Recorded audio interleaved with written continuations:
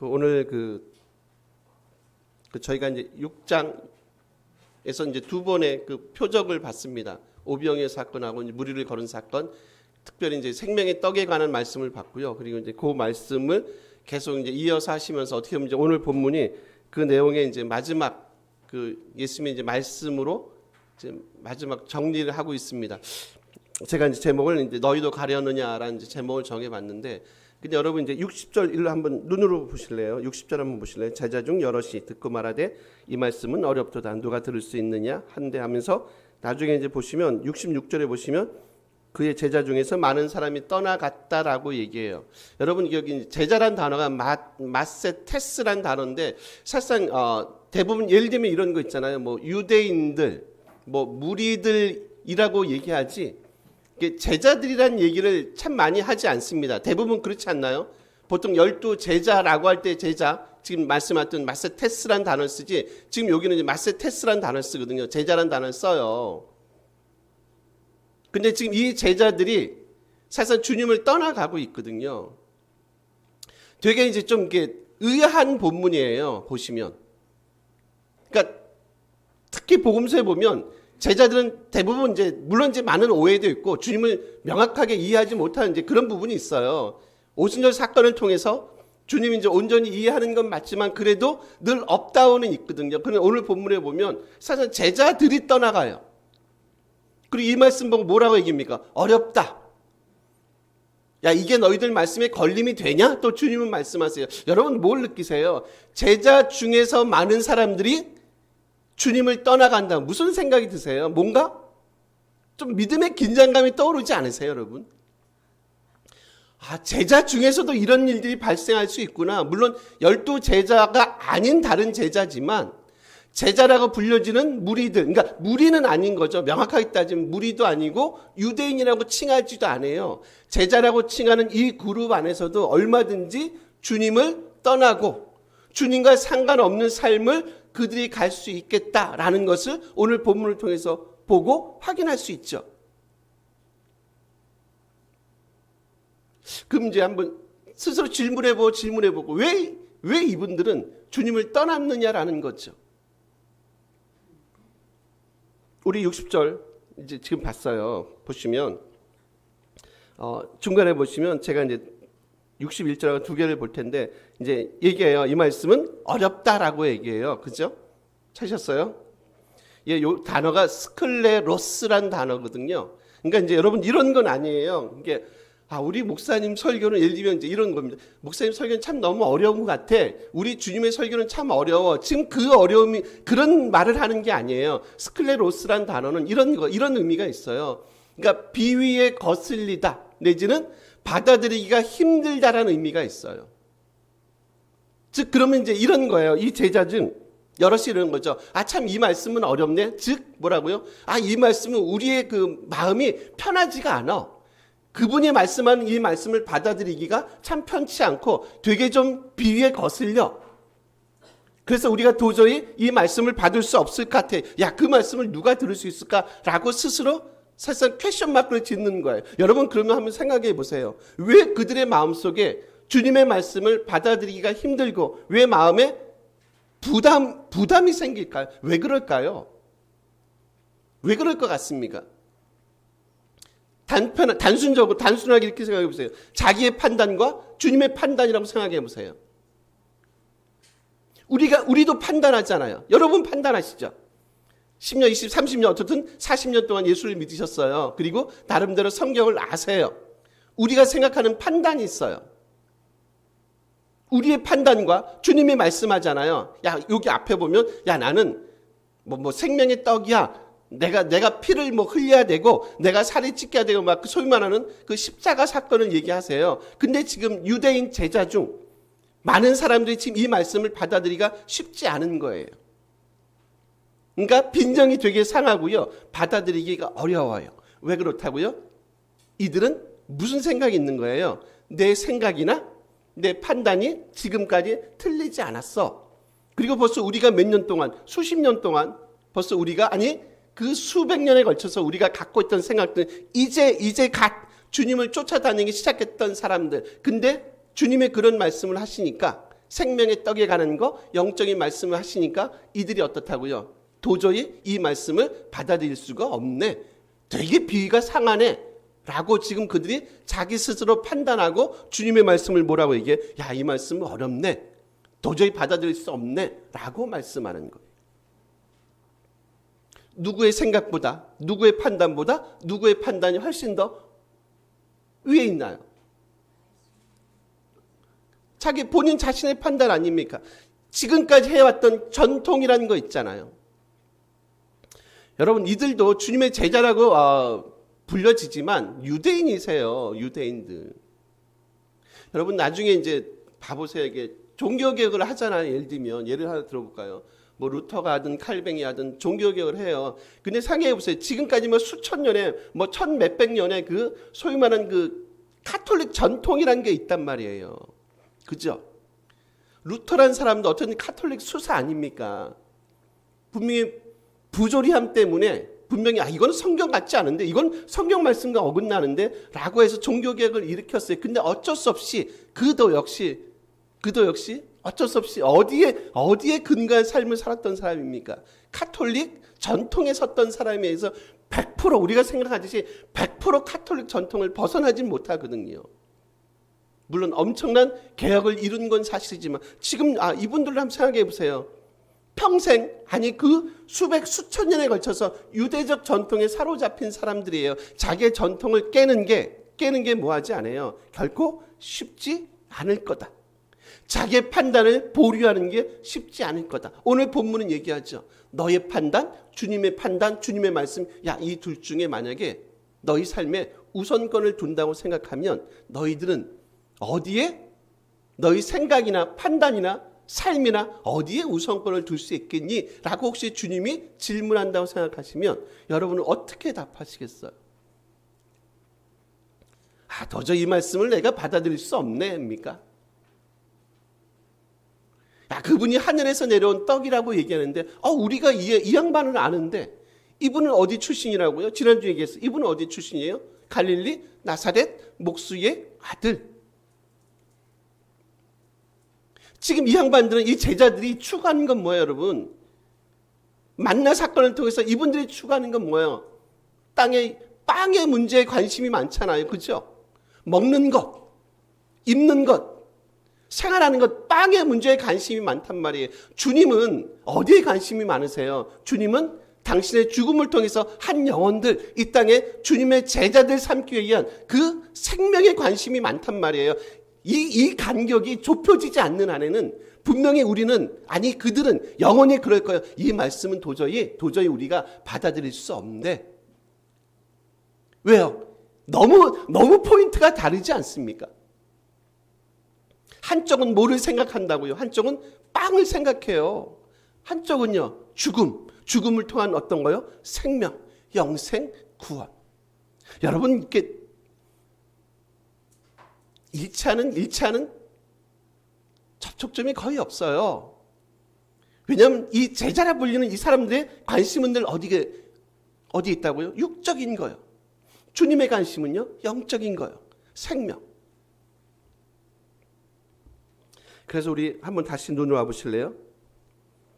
61절 보시면 예수께서 제자들이 이 말씀에 대하여 수군거린다 얘기했어요. 지난주 기억나시죠? 공기죠, 디아 공기죠. 이 수군거리는 거 누가 했던 거라고요?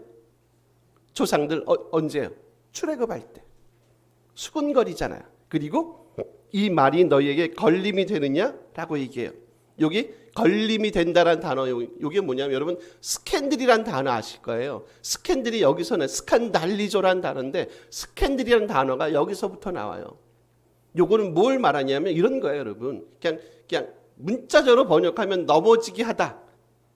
내지는 화나게 하다라는 의미고요. 그리고 요거를 조금 풀어보면 이 단어는 이런 거죠. 즉 종교적인 배반이나 믿음을 버리다라는 거예요. 제자라고 불림을 받았음에도 불구하고 그들은 주님을 떠나고요. 주님의 말씀을 이해하지 못하고요. 믿음을 저버리고요. 교회를 수십 년 다녀도요. 이 말씀이 이해가 되지 않아요. 왜 그렇다고요? 우리의 관심은 그들의 관심처럼 늘 어디에 있다고요? 늘 땅의 것, 빵의 문제. 늘 이쪽에 있으니까 주님의 말씀을 도저히 이해할 수 없죠.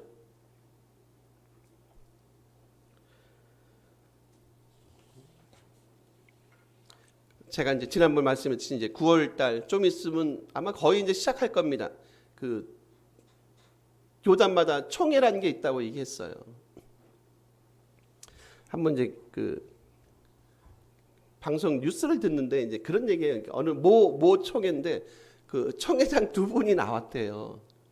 두 분이 나오셨는데 이분들이 다 부자격자로 이렇게 다 일단 그 후보 자격이 주어지지 않은 거예요. 이걸 누가 판단했냐면 세상 법정이 판사가 판단한 거예요.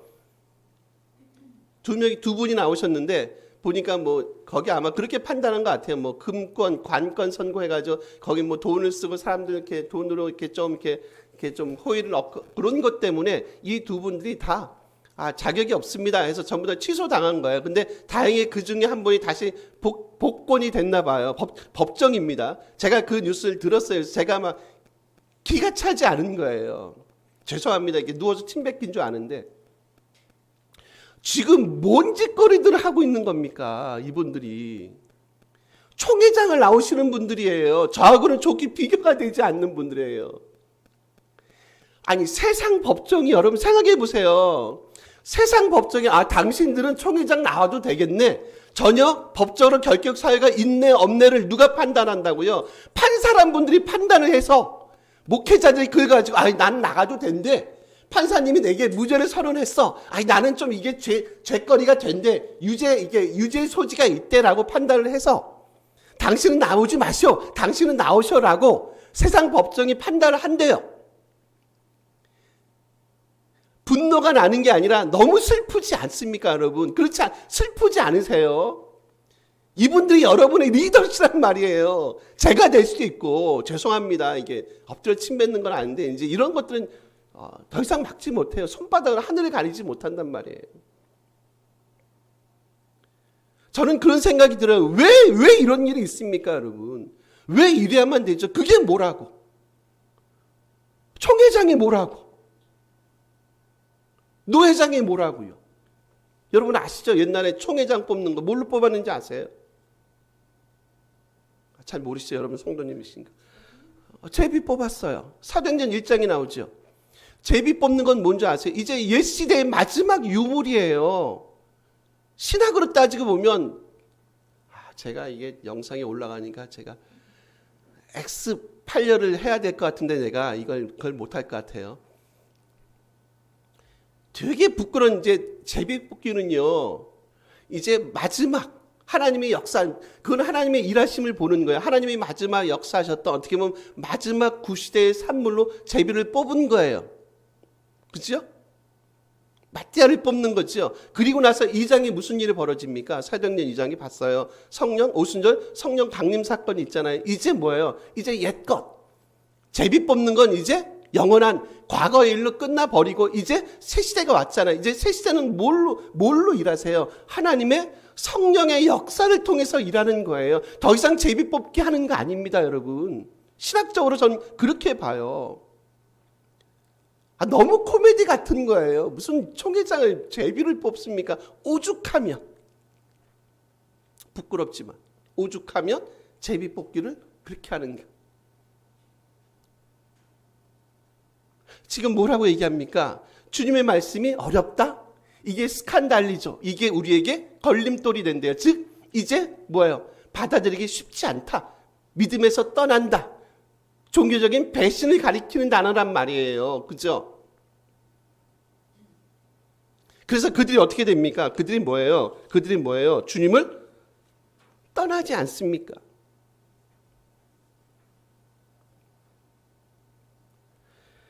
저는 이제 감사한 건 여기서 끝나면 참 되게 비참하고 슬픈 것 같아요. 감사한 건 이제 오늘 제목처럼 이제 67절이세요. 보세요. 여러분 보실래요? 눈으로 보실래요? 예수께서 12제자에게 이르십니다. 너희도 가려느냐? 68절을 한번 같이 한번 읽어주실래요? 68절입니다. 시몬 베드로가 대답하되 영생의 말씀이 주께 있사오니 우리가 누구에게로 가오리? 9절까지요. 우리가 주는 하나님의 거룩한 자이신 줄 믿고 알았어. 제가 두 가지 볼게요. 베드로의 고백. 야, 너희도 갈 거냐? 라고 얘기하니까 베드로가 뭐라고 합니까? 영생의 말씀이 계십니다. 우리가 누게 갈 겁니까? 저는 너무 이게 베드로 선생님한테 너무 감사한 거예요. 여러분, 왜 감사하냐면 베드로가 이렇게 말씀할 수 있잖아요. 베드로 선생님이 주님, 제가 많은 표적을 봤습니다. 많은 이적을 봤어요. 무리를 걸으셨고요. 오병이어 사건을 행하셨고요.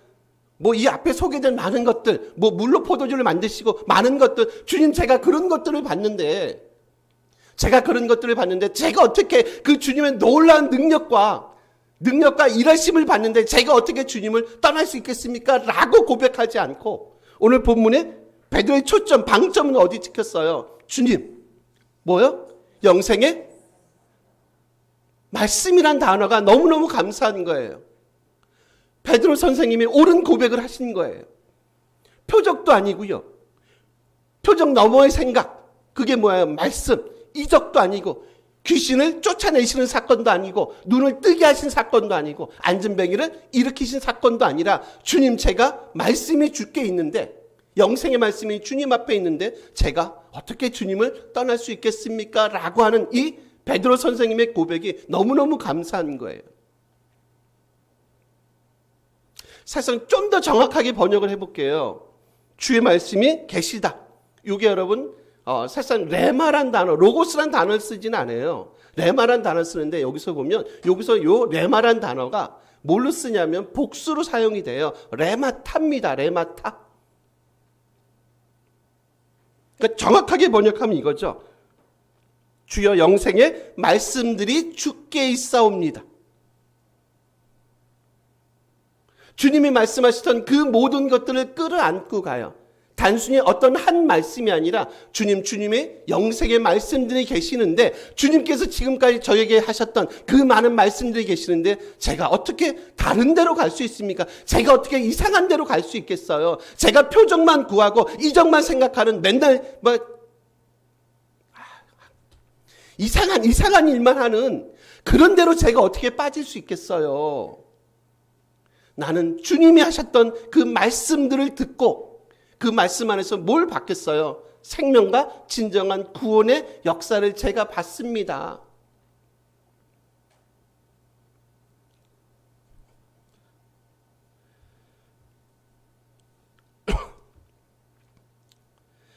올바른 삶의 목표와 방향이 되게 중요합니다. 여러분, 그 나침판, 제가 하나 글을 읽는데 이제 나침판을 이렇게 보면 특징이 하나 있죠. 우리 강입사님 초등학교 선생님이시니까 우린 나침반 본 지도 오래됐어요. 이렇게 나침반 뚜껑을 딱 열면 항상 나침판은 마지막, 예? 김일사님 뭐요? 예? 북쪽을 향해서 있는데, 거기 맞고요. 감사합니다. 그리고 북쪽을 향해서 있고 항상 나침반 끝은 미세한 떨림이 있어요. 제가 이제 드리고 싶은 말씀, 북쪽을 향해서 있고 미세한 떨림이 있답니다. 왜 그러냐면 그것 때문에 그렇대요. 항상 북쪽, 그러니까 올바른 방향을 지시하기 위해서 항상 떨린다는 거죠. 나침반 끝은, 바늘 끝은요. 근데 만약에 이게 멈추는 순간 나침반은 죽은 놈이라는 거죠. 끝이 떨리지 않아요. 그러면 이 나침반 쓸 수 없답니다. 나중에 한번 혹시 정하시면 확인 한번 해주십시오. 북쪽을 가리키고 항상 나침반 끝은, 바늘 끝은 이렇게 떨림이 있다. 미세한 떨림이 있다. 미세한 떨림이 있다는 건 뭐냐면 그 나침반을 쓸 수 있다. 죽은 놈이 아니다라는 것을 가르쳐주는 일종의 시금석이 그 내용이라는 거죠. 제가 그 책 짧은 글을 읽고 나서 그런 마음이 드는 거죠. 아, 맞겠다. 미세한 떨림이요. 여러분, 미세한 떨림이 우리 가운데 있냐는 거죠. 한번 질문해 보는 거죠. 미세한 떨림이 우리 가운데 있는가? 그 미세한 떨림은 뭐를 위해서 있다고요? 올바른 북쪽을 가리키기 위한 방향이요. 만약에 우리 안에 이 미세한 떨림이 없으면 주님을 향한, 말씀을 향한, 구원을 향한, 생명을 향한 그 미세한 떨림이 없으면, 그 올바른 방향을 우리가 잡아내지 못하면 우리는 뭐하고 같다고요? 마치 죽어버린, 이미 죽은 나침반과 크게 다르지 않을 거다.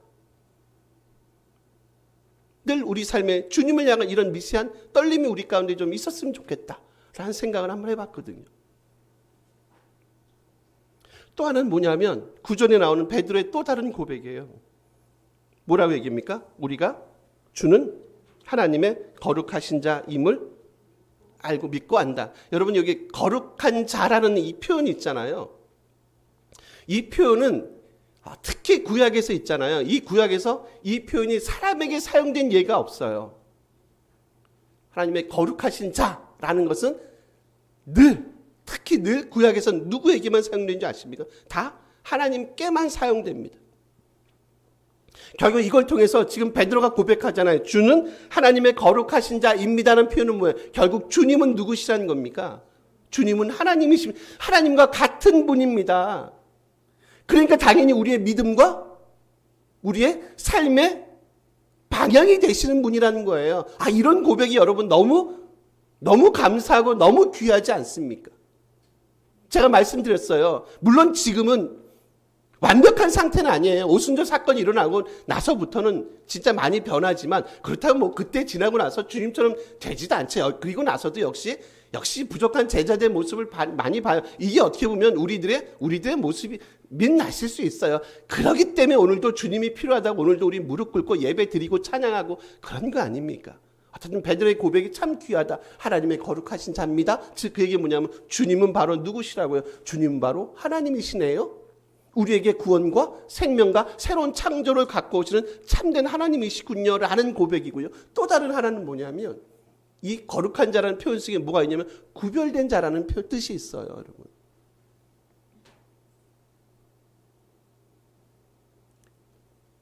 주님은 구별된 자입니다.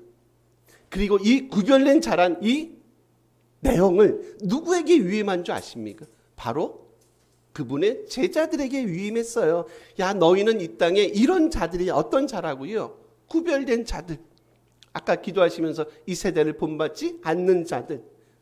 세상과 다른 삶을 살아내는 자들. 더 이상 표적이나 이적이나 보이는 것에 우리의 감정에 느낌에 체험에 우리 삶을 우리 신앙의 방향을 더 이상 정하지 않는 자들. 뭐가 우리를 온전히 하나님의 사람으로 세워간다고요? 바로 이 레마타 말씀들이 결국 이걸 통해서 우리를 하나님께서 원하시는 그 구원과 생명으로 우리를 인도하시는 건 뭐라고요? 바로 이 말씀들. 주님이 하셨던 주님이 전하셨던 이 말씀들이야말로 진정으로 우리 삶을 새롭게 만드는 귀한 왜기 때문에요? 왜요? 우리는 누구라고요? 우리는 주님처럼 이미 이 땅에서 무한자로 부르심 받았다고요. 구별된 자들로 우리가 부르심을 받았기 때문에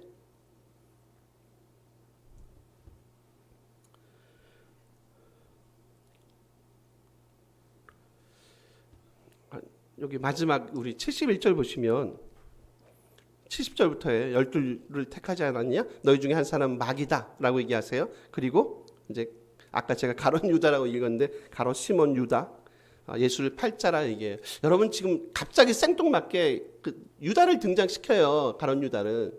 그러니까 이제 이런 건 아니죠. 그러니까 이런 거죠. 예를 들면 이제 야 너희들 배신자는 전부 다 지옥에 가고 배신자는 막 다 창자가 터지고 까불면 죽어를 얘기하고 싶은 게 아니에요. 진짜 가룟 유다를 여러분 여기 등장시키는 이유는 뭐냐면 이런 거죠. 가룟 유다도 여러분 누구세요? 이분도 일단 어디에 들어갔던 사람이에요.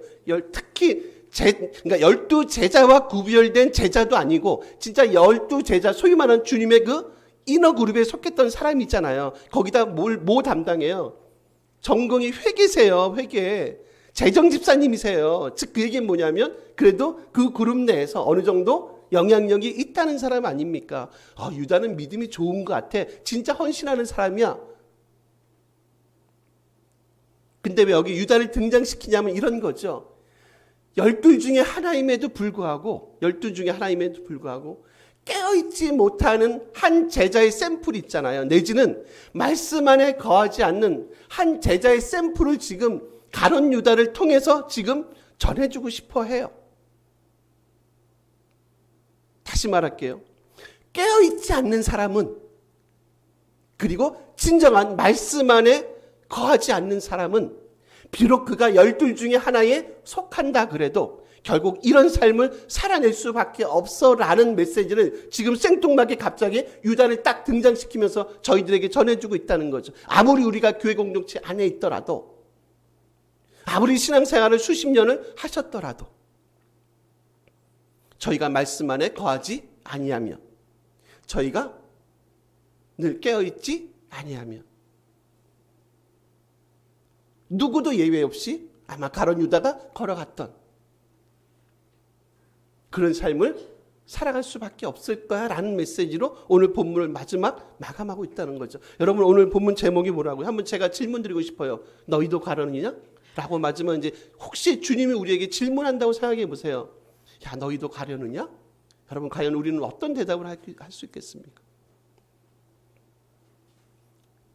베드로의 고백이 맞습니까, 여러분? 영생의 말씀이 계시니 제가 누게로 가기, 당신 하나님의 거룩한 자입니다. 제가 어떻게 다른 곳으로 다른데 하늘을 팔 수 있겠습니까, 주님? 좋은 말을 할 때 들으십시오. 제가 마지막 짧은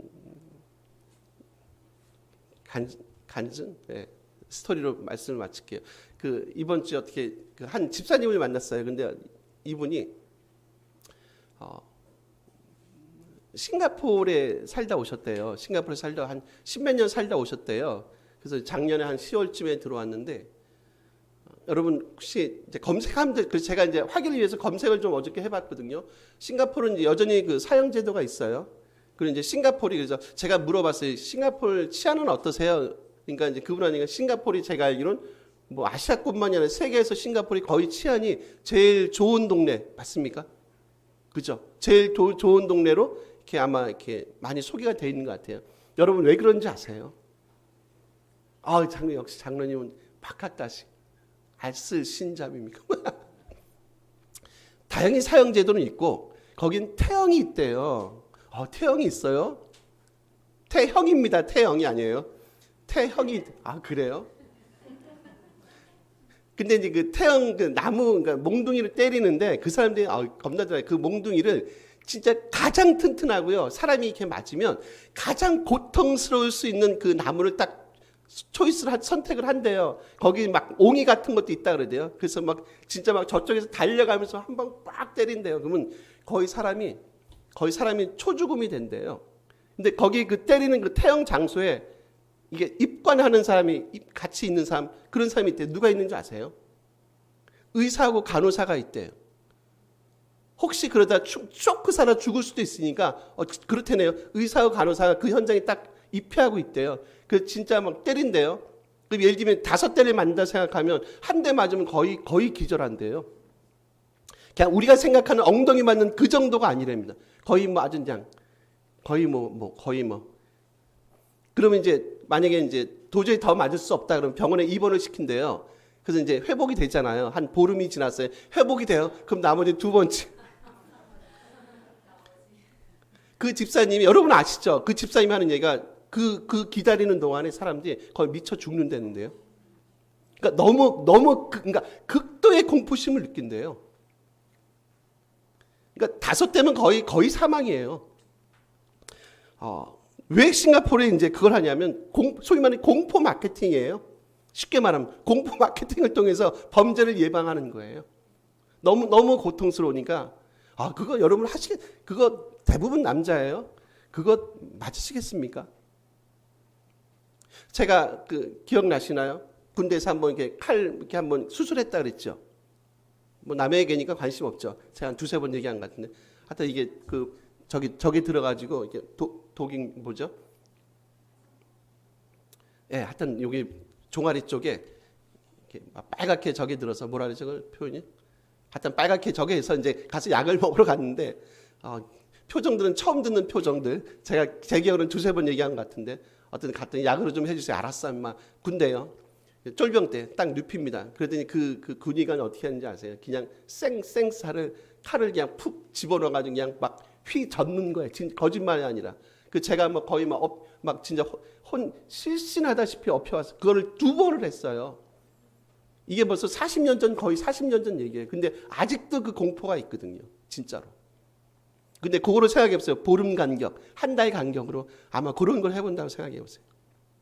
사람 죽죠. 진짜 미쳐 죽는다고 얘기하더라고요. 여러분, 사랑 갖고 안 돼서 맞아야지 정신이 차리나요, 사람들은? 전 그런 말씀을 드리고 싶어요. 그걸 들으면서, 아, 그래. 사람들은 늘 그런 것 때문에 공포스러우니까 죄를 짓지 않고, 그죠? 좀 자신을 돌아보고 하는데, 아, 사랑 갖고 부족한가?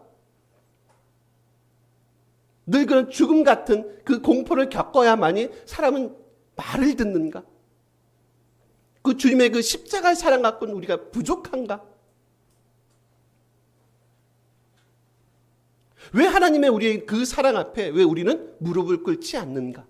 왜 우리 삶을 내려놓지 않는가? 우리가 짓는 그 범죄 행위를 왜 우리는 멈추지 않는가? 마지막 질문으로 마치고 우리 같이 기도해요. 우리 본문이세요. 타이틀 제목이에요. 너희도 가르느냐? 과연 여러분 우리 앞에 이런 고백이 있나요? 주님 영생의 말씀들이 계시는데 하나님의 거룩하신 당신을 우리가 어떻게 떠날 수 있겠습니까? 저는 절대로 주님의 그 사랑을 저는 떠나지 않을 겁니다. 라고 하는 이 믿음의 고백들이 지옥 가기 싫어서가 아니라 태형 맞기 싫어서가 아니라 정말 그 주님의 사랑 안에 우리가 온전히 녹아지는 그런 복된 경험을 살아가시면서 매번 느끼고 경험했으면 좋겠어요. 그래서 오늘도 주님의 그 음성이 들려지는 그 복됨을 맛보는 귀한 믿음의 공동체 되기를 간절히 바랍니다. 우리 같이 한번 기도했으면 좋겠습니다.